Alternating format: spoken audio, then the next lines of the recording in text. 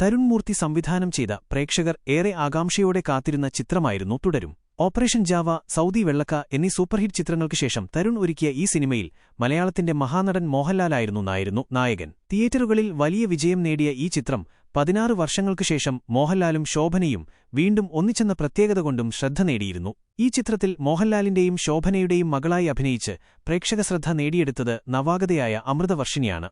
തന്റെ ആദ്യ ചിത്രമായ തുടരും സിനിമയിലെ അനുഭവങ്ങളും പ്രത്യേകിച്ച് മോഹൻലാലിനെ ആദ്യമായി കണ്ട നിമിഷത്തെക്കുറിച്ചും അമൃത വനിതാ മാഗസിന് നൽകിയ അഭിമുഖത്തിൽ മനസ്സു തുറന്നു. മോഹൻലാലിനെ നേരിൽ കണ്ടപ്പോൾ അത്ഭുതമാണോ അതോ ആരാധനയാണോ അതോ എല്ലാം ചേർന്ന ഒരു ഭാവമാണോ എന്ന് തിരിച്ചറിയാൻ കഴിഞ്ഞില്ലെന്നാണ് അമൃത പറയുന്നത്.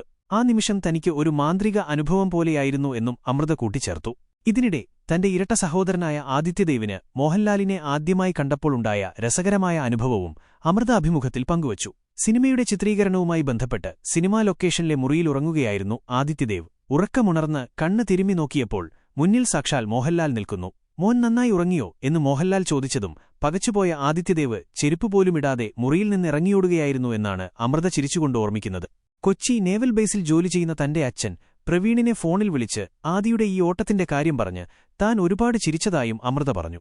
ആദിക്ക് സംഗീതവും ചിത്രരചനയും വലിയ ഇഷ്ടമാണെന്നും അവൻ നന്നായി പാടുമെന്നും അമൃതവർഷിണി കൂട്ടിച്ചേർത്തു. ഈ സംഭവം സോഷ്യൽ മീഡിയയിലും സിനിമാ പ്രേമികൾക്കിടയിലും